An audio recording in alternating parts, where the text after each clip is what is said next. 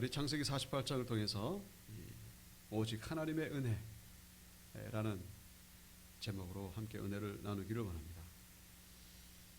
이 48장에 야곱이 요셉의 두 아들 므낫세와 에브라임을 축복하는, 그러니까 할아버지가 손자에게 축복하는 그런 장면이 나오는 것을 보게 됩니다. 지금 야곱과 요셉은 좀 떨어져 이렇게 살고 있죠. 요셉은 애굽의 총리니까 바로의 왕궁 근처에 살고 있었을 것이고, 야곱의 가족은 이제 이 가나안 땅에서 애굽에 내려와서 어느 지역에 삽니까? 고센 지역에서 살고 있습니다. 그러다 보니까 이제 그 야곱 가족에 일어난 일들을 즉각 알아차리지 못하고 이제 누군가 전해주는 이야기를 듣고서 이제 알게 되죠. 자, 이 아버지 야곱이 병들었다는 얘기를 듣고 요셉이 자기 두 아들 므낫세와 에브라임을 데리고 야곱에게 찾아옵니다.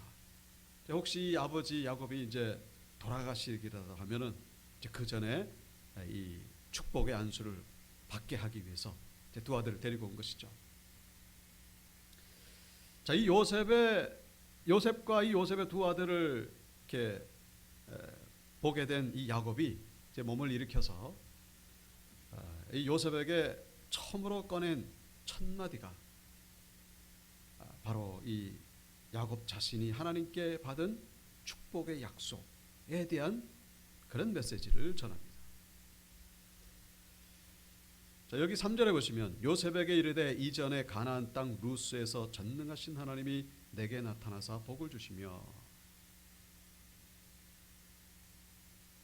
야곱이 가나안 땅 루스에서 하나님을 만난 이야기를 하고 있습니다. 이 루스가 어디냐면은 바로 베델이에요. 창세기 28장 19절에 보시면 그곳 이름을 베델이라 했더라. 이 성의 옛 이름은 루스더라. 자, 이 야곱이 그 형 에서를 피해서 외산촌 댁으로 도망가지 않습니까? 도망가다가 중간에 이 베델, 곧 루스죠. 거기서 꿈속에서 하나님을 만나서 그 하나님께서 이 야곱에게 축복을 하시는 그 얘기를 지금 이 야곱이 요셉에게 하고 있습니다. 자, 이 야곱이 그 꿈속에서 만난 하나님께로 받은 그 축복의 약속, 그 두 가지입니다. 어떤 축복입니까? 바로 자손에 대한 축복, 그리고 땅에 대한 축복. 그래서 야곱의 후손이 아주 많아질 것이다. 그리고 네가 누운 그 가나안 땅, 여기가 바로 너의 땅이 될 것이다.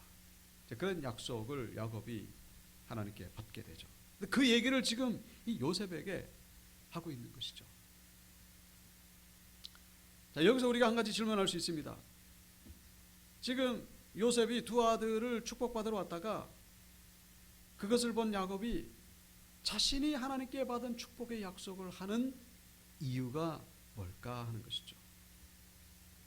그냥 요셉의 두 아들 축복하면 되는데 옛날에 있었던 야곱이 그 하나님께 받은 그 축복의 약속을 먼저 꺼내는 그런 이유, 그런 의미,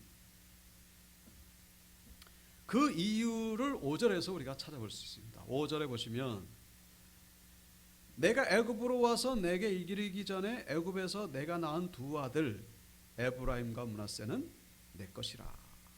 르우벤과 시몬처럼 내 것이 될 것이요. 자, 무슨 얘기입니까? 지금 요셉이 지금 데리고 온 요셉의 두 아들 므낫세와 에브라임은 내 것이다. 왜 이런 말을 한 것입니까? 야곱이 육신적으로는 요셉의 아들이죠. 그런데 야곱이 이렇게 선포하는 것은 육신적으로는 요셉의 아들이지만 이 두 아들은 바로 영적으로는 내 아들이다. 다시 말씀드리면은 야곱이 하나님께 복을 받았기 때문에 그래서 요셉 네가 두 아들을 얻게 된 것이다. 그러니까 요셉이 요셉이 힘을 쓰기 전에, 요셉에게 은혜가 있기 전에 먼저 야곱에게 은혜가 있어서, 그래서 하나님이 야곱에게 축복하시고 은혜를 주셨기 때문에 요셉이 두 아들을 얻게 된 것이다. 이제 이것을 선포하는 것인데, 야곱이 이 요셉의 두 아들을 자기의 아들이라고 하는 이 선포는 아주 중요한 그런 의미가 담겨 있습니다. 두 가지 의미가 있는데, 첫째는 요셉의 가족을 야곱이 인정한다, 그런 의미가 담겨 있습니다. 무슨 얘기냐면은, 여러분, 이 요셉의 두 아들 므낫세와 에브라임은요, 순수한 유대인의 혈통이 들어간 것이 아니라 애굽인의 피가 섞여 있는 그런 혼혈인들입니다. 요셉의 아내가 누구냐면은 바로 창세기 46장 20절 보면은 애굽 땅에서 온의 제사장 보디베라의 딸 아스낫이 요셉에게 낳은 므낫세와 에브라임. 애굽의 그 온이라고 하는 종교, 그 종교 제사장 보디베라의 딸 아스낫이 바로 요셉의 아내였거든요. 아내가 애굽인이었습니다. 그러니까 므낫세와 에브라임은 이 애굽인의 피가 섞인 순수한 유대인의 혈통이 아닌 그런 자녀들이었다는 것이죠. 그래서 이 요셉에게는 늘 뭔가 이 걱정거리가 있었는데, 약간 근심거리가 있었는데, 그게 뭐냐면은 나의 이 두 아들을 우리 아버지 야곱과 우리 형제들이 인정하지 않으면 어떡할까 하는 그런 염려. 순수한 유대인의 혈통이 아니기 때문에 애굽인의 피가 섞였다는 이유로 인해 가지고 우리 두 아들을 인정하지 않으면 어떡할까 하는 그런 근심 걱정이 있었다는 것이죠. 그래서 이제 어떤 조마조마한 마음을 가지고 두 아들을 데리고 왔는데, 야곱이 입에서 나온 그 선포가 뭡니까? 너의 두 아들은 바로 내 두 아들이다. 요셉이 이 야곱의 이 선포를 들었을 때에 어떤 감정이었겠습니까? 혹시나 인정하지 않으면 어떡할까 하는 그런 조마한 마음이었는데, 이 아버지 야곱이 하는 선포가 이 너의 두 아들은 바로 내 두 아들이다, 내 아들과 똑같아, 그런 선포를 들었을 때 얼마나 이 요셉이 감사하고 감격했겠는가. 야, 아버지가 우리 두 아들을 인정하는구나. 이 요셉의 가정을 인정하는 거예요. 자, 그 다음에 두 번째 의미가 있습니다. 두 번째 의미, 이 더 중요한 의미인데, 그것은 바로 이 요셉을 12아들 가운데에 영적으로 장자임을 선포하는, 영적으로 요셉이 장자임을 선포하는 그런 메시지라는 것을 우리가 이해해야 된다는 것이죠. 장자. 여러분, 야곱의 생물학적으로 장자는 누굽니까? 첫째 아들 누구죠? 르우벤입니다. 르우벤. 그런데 이 야곱은 지금 요셉에게 영적인 장자로 지금 인정하는 거예요. 그 유대인들은 그 장자에게는 다른 형제들보다 2배의 유산을 상속해주는 그런 전통이 있습니다. 그래서 신명기 21장에도 보면은 장자로 인정하여 자기의 소유에서 그에게는 2 몫을 줄 것이니 그는 자기의 기력의 시작이라. 장자의 권리가 그에게 있습니다. 앞에 있는 구절은 뭐 이제 신경을 쓰셔도 되고, 어쨌거나 장자에게는 2배의 이 소유가 돌아가게 됩니다. 근데 지금 이 야곱이 요셉의 두 아들 므낫세와 에브라임을 누구처럼 대한다? 5절에 보면은 르우벤과 시므온처럼, 그렇게 엄연한, 나의 정확한 엄연한 아들들이다. 자, 그래서 이 그 야곱의 12아들, 12지파죠. 12지파를 이렇게 보면은 누가 없습니까? 저기에 1번에 유다, 뭐 이사갈, 스불론, 르우벤, 시몬, 갓, 에브라임, 므낫세, 베냐민, 단, 아셀, 납달리. 이거는 이제 순서대로 한 건 아니고 12명이 나오는. 여기 누가 없죠? 요셉이 보이질 않아요. 요셉이 안 들어가고 대신에 누가 들어갔습니까? 에브라임과 므낫세가 들어갔다. 그러니까 요셉 대신에 에브라임과 므낫세가 들어갔다라고 하는 것은 결국 요셉이 2 몫을 차지했다. 유다는 유다도로 들어가고 이사갈은 스불론은 각각 그냥 자기 자리에 들어간 거예요. 근데 요셉은 2명의 몫으로 지금 들어간 것을 여기서 보여주고 있는 거예요.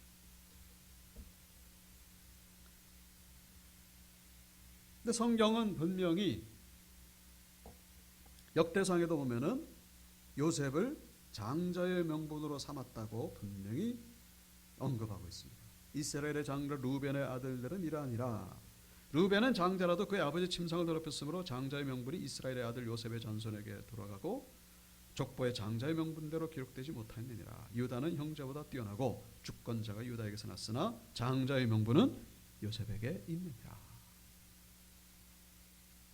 장자의 명분이 요셉에게 있다는 이 선포가 바로 지금 이 야곱이 너희의 두 아들은 내 두 아들이다 라고 선포하는 그 선포의 의미라는 것을 우리가 이해하셔야 된다는 것이죠. 자, 이 요셉은 자기 두 아들 축복 안수 받게 하려고 왔다가 이 장자의 명분을 얻게 되는 그런 놀라운 은혜를 경험하고 있는 것을 우리에게 보여주고 있습니다. 그러면 다른 형제들이 시기를 하지 않느냐? 저놈은 뭔데? 11번째 아들 아닙니까? 근데 왜 장자의 명분을 저렇게 받는 것인가? 근데 그렇게 시기할 수 없는 것이 요셉이 보여준 행동들이 너무나 압도적이었기 때문에 형들을 용서했지 않습니까? 용서했을 뿐만 아니라 이 요셉은 생명의 은인이라고 말해도 과언이 아닐 정도. 요셉 때문에 지금 가족들이 다 사는 거예요. 그 누구 하나 어떻게 이의를 제기할 수가 없는 거예요.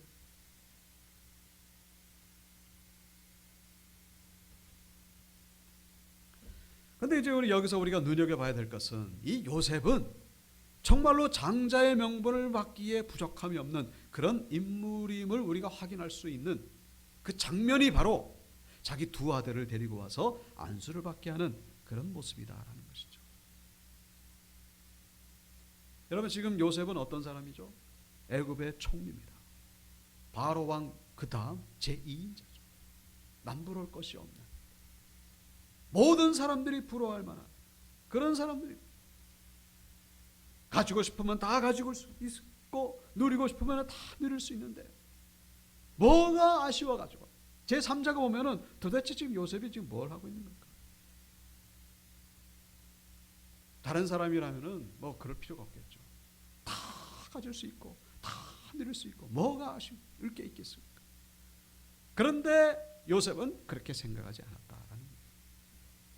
인간적으로 아무리 다 많은 것을 가지고 있다 할지라도 바로 그 하나님의 은혜, 하나님께서 복을 주시지 않으면 이 모든 것들은 헛되다는 것을 요셉은 누구보다도 알고 있었기 때문에 이 두 아들을 지금 은혜의 자리로, 축복의 자리로 지금 데리고 오고 있는 것을 우리가 눈여겨봐야 된다는 것입니다.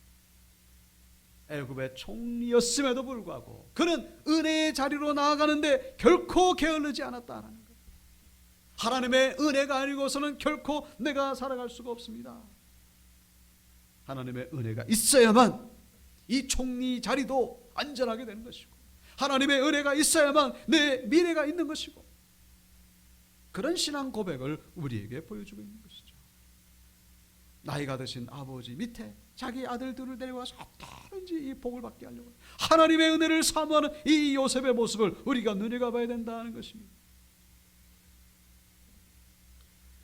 자, 그래서 이 야곱이 요셉의 두 아들을 안수하죠. 므낫세와 에브라임. 구체적인 것은 조금 이따 이제 말씀드립니다만, 야곱이 므낫세와 에브라임을 축복한 것이 현실로 그대로 드러나게 된 것을 성경은 보여주고 있습니다. 축복한 것이 그대로 드러난 거예요. 에브라임부터 말씀드리면은 에브라임이 어떻게 됩니까? 에브라임 지파에서 아주 유명한 인물이 한 명 나옵니다. 그게 누구냐면은 바로 여호수아입니다. 여호수아. 그 모세가 죽고 나서 이스라엘 백성들 지도자가 되잖아요. 특별히 가나안 정복하는 데 있어가지고 아주 결정적인 역할을 했던 인물이 바로 에브라임 지파의 여호수아입니다. 그래서 이 다윗이 나오기 전까지 이 이스라엘의 역사는요, 이 에브라임 지파가 끌고 갑니다. 에브라임 지파는 아주 중심 세력이 돼요. 그게 언제부터? 바로 이 야곱이 축복한 이 순간부터. 야곱의 축복이 그대로 현실로 드러나게 된 것을 보여주고 있는 것이죠.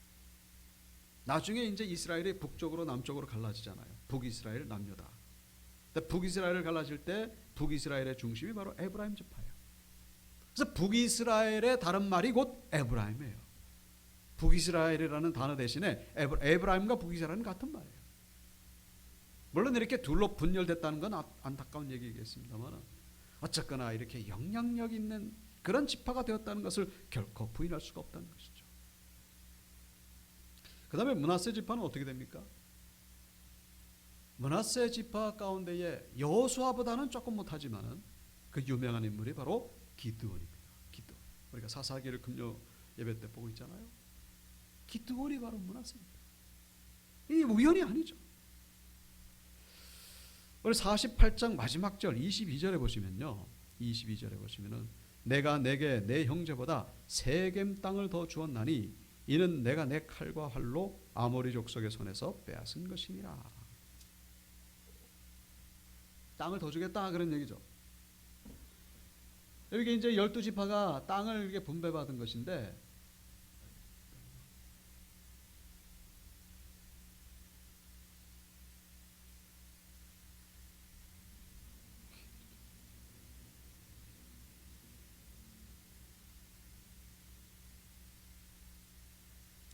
자, 각각 지파가 하나씩만 얻었습니다만은 이 므낫세 같은 경우는 왼쪽에도 있고 오른쪽에도 있어요. 다른 지파는 다 하나씩만 얻었는데 이 므낫세 지파, 요셉의 장자 므낫세는 땅을 2개를 얻은 거예요. 이것이 이렇게 된 이유가 뭐라고요? 바로 이 48장 22절.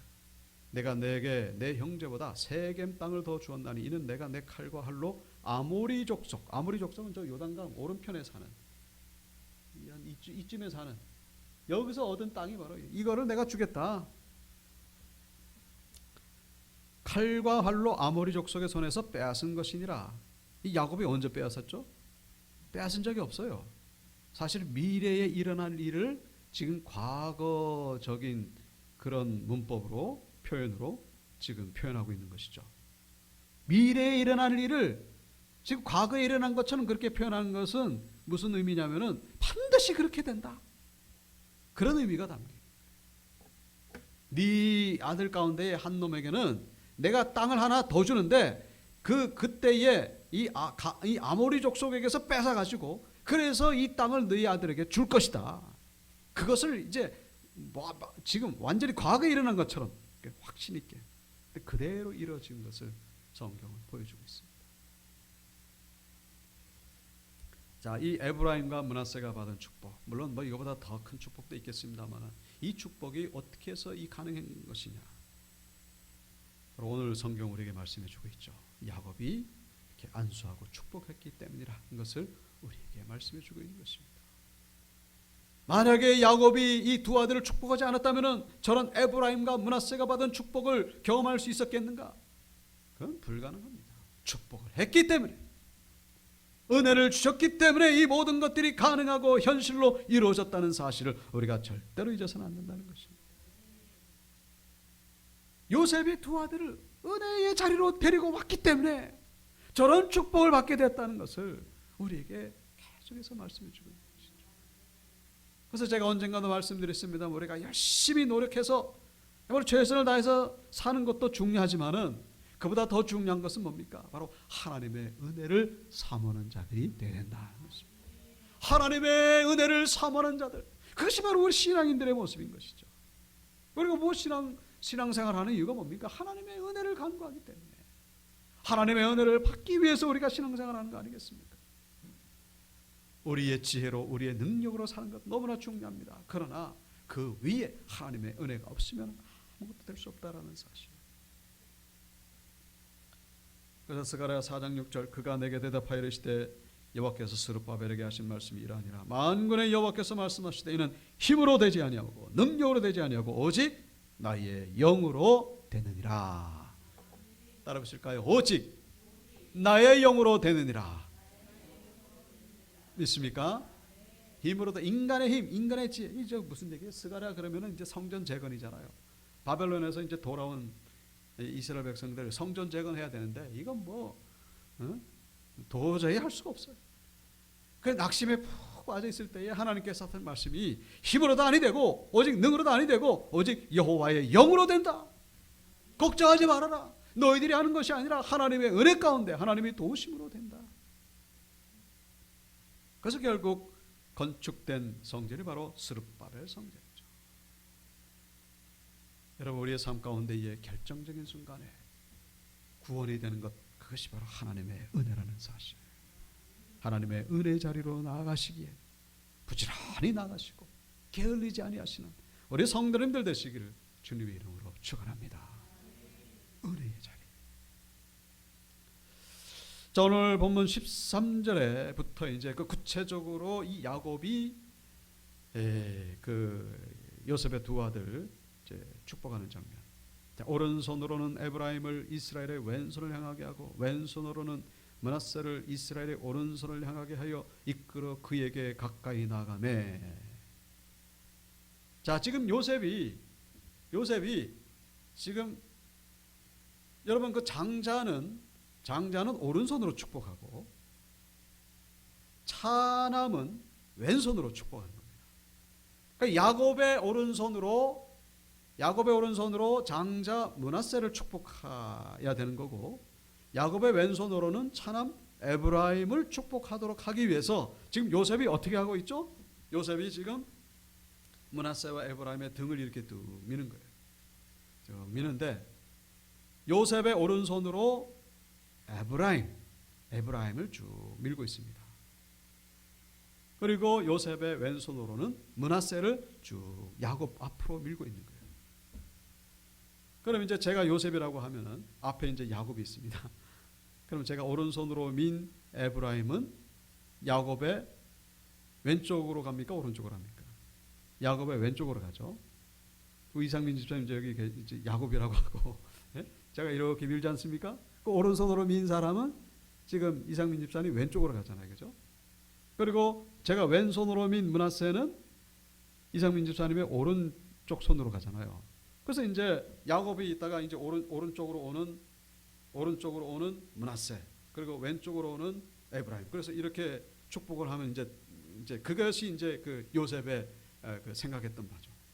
근데 이제 오른쪽으로 므낫세가 오고 왼쪽으로 에브라임이 오는데 갑자기 이렇게 안수를 하는 것이 아니라 손을 이렇게 엇갈리는 겁니다. 그럼 어떻게 되죠? 여기 지금 므낫세가 오고 장자 므낫세가 오고 차남 에브라임이 오는데 이걸 이렇게 하면 어떻게 되는 거죠? 오른손으로 지금 차남 에브라임을 축복하는 것이고 왼손으로는 지금 장자 므낫세를 축복하는 그런 지금 상황이 되고 만 것이죠. 그냥 이렇게 축복하면 되는데 야곱이 지금 이렇게 하는 거예요. 지금 이렇게. 그래서 14절에 나오죠. 이스라엘이 오른손을 펴서 차남 에브라임의 머리에 얹고 왼손을 펴서 므낫세의 머리에 얹으니 므낫세는 장자라도 팔을 엇바꾸어 얹었더라. 거꾸로 지금 축복하는 거예요. 그러니까 요셉이 뭔가 잘못했다 싶어가지고 아버지 지금 뭐 이상합니다 그랬더니 야곱이 뭐라 대답합니까? 여기 자, 여기 19절이죠. 그의 아버지가 허락하지 아니하며 이르되 나도 안다. 내 아들아 나도 안다. 그도 한 족속이 되며 그도 크게 되려니와 그의 아우가 그보다 큰 자가 되고 그의 자손이 여러 민족을 이루리라 하고. 자, 이것은 의도적인 것이다라는 것이죠. 야곱이 지금 뭔가 지금 정신이 혼미해가지고 뭐 눈이 잘 안 보여서 그런 것이 아니라 일부러 지금 그렇게 하고 있다라는 것이죠. 성령의 감동이다라는 것이죠. 그러니까 차남 에브라임에게 장자의 축복을, 장남 므낫세에게 차자의 축복을 지금 하고 있는 그런 모습. 이것이 바로 하나님의 섭리다라는 것을 야곱이 지금 말하고 있는 것이죠. 여러분, 이 메시지가 우리에게 주시는 의미가 뭡니까? 여러분, 장남과 차남, 하나님은 장자를 기뻐하신다고 우리는 생각하고 있죠.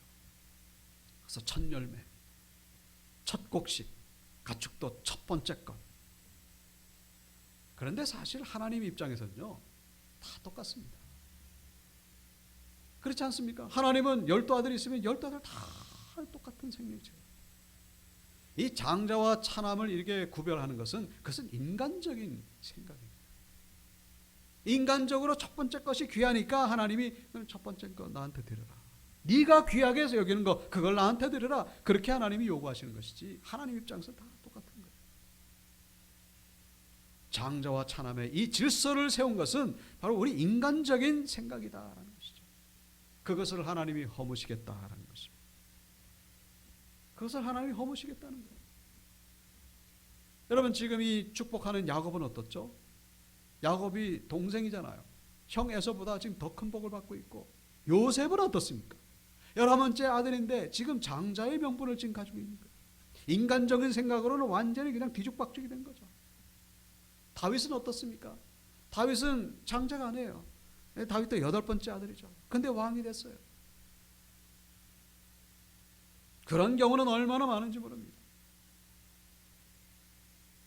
물론 장남이라 그래가지고 뭐 잘못된 건 아니죠. 예수님도 장자고 세례 요한도 장자고 뭐 요즘 금요기대 사사기 삼손 나오면 삼손도 장자예요. 중요한 것은 우리 인간적인 생각을 하나님 앞에서 내려놓기 전까지는 하나님께서 개입하시겠다 그런 얘기죠. 우리는 뭐든지 크고 좋은 거 위대하고 많이 가지고 높은 자리에 올라가고 많은 것을 알고 있고 이것이 최고라고 생각하는데 중요한 건 뭡니까? 그것보다 더 중요한 것은 바로 하나님의 은혜라는 것을 말씀하고 있는 것입니다. 하나님의 은혜의 질서. 인간적인 질서가 아니라 하나님의 은혜의 질서. 마가복음 10장에 보시면은 세베대의 아들 야고보와 요한이 예수님 영광 중에 있을 때 나를 한 사람은 오른편 한 사람은 왼편에 앉게 하여 주옵소서 그랬더니 그것을 들은 제자들이 분노해가지고 니네 어떻게 그럴 수 있느냐 막 그랬더니 예수님이 하신 대답이 뭡니까? 너희 중에 누구든지 으뜸이 재고다 하는 자는 모든 사람의 종이 되어야 하리라. 인자가 온 것은 섬김을 받으려 함이 아니라 도리어 섬기려 하고 자기 목숨을 많은 사람의 대속물로 주려 함이니라. 크고 좋고 위대한 거 이것만 최고라고 생각하는데 그건 인간적인 생각이고 우리가 정말로 사모하고 우리가 정말로 간구하고 찾아야 될 것 그게 뭡니까? 그것은 바로 하나님의 은혜라는 것입니다. 하나님의 은혜. 물론 그렇다고 해가지고 우리가 뭐 없이 살고 뭐 공부도 하지 말고 그렇게 살라는 그런 의미는 아니죠. 그래서 고린도전서 1장 26절 하나님께서 뭘 택했습니까? 미련한 것들 택하고 그 다음에 약한 것들 택하고 천하고 멸시받는 것들 없는 것들 택하신 이유가 뭡니까? 아무 육체도 하나님 앞에서 자랑하지 못하게 하려 하십니다. 육체를 자랑하지 않는 것 다른 말로 하면 하나님의 은혜를 삼아라 그런 얘기죠. 하나님의 은혜를 삼아라. 자, 말씀을 정리하겠습니다. 오늘 본문에 이 요셉과 야곱이 나옵니다. 요셉이 보여준 행동, 야곱이 보여준 행동 둘 다 같은 영적인 의미가 있다라는 거예요. 요셉은 뭡니까? 어떻게든지 우리 두 아들 하나님의 은혜의 자리로 지금 데리고 나오는 이 모습. 야곱은 지금 뭘 하고 있죠? 이 세상의 질서가 아니라 하나님의 이 뭐 첫 번째, 두 번째 이런 질서가 아니라 어떻게든지 하나님의 은혜의 질서를 지금 보여주기 위해서 일부러라도 지금 팔을 어긋맞겨서 지금 축복하고 있는 그런 모습을 우리에게 보여주고 있습니다. 사실은 이 12아들 가운데 진짜 복받은 아들은 누구죠? 4번째 아들 유다입니다. 왜냐? 유다에게서 메시아가 나오기 때문에. 그런 거 보면 뭐 므낫세 에브라임도 뭐 별별 없어요. 지금은 뭐 대단한 것 같습니다만 그것도 어떻게 보면 인간적인 질서를 다시 바꾸시는 하나님의 놀라운 섭리라고 우리가 알 수가 있는 것이죠. 말씀을 마칩니다. 우리는 오직 하나님의 은혜를 간구하는 그런 믿음의 백성들이 되어야 될 줄로 믿습니다. 은혜의 자리로 나가셔서 하나님의 은혜를 충만히 받으시고 모두가 되시길 주의 이름으로 축원합니다.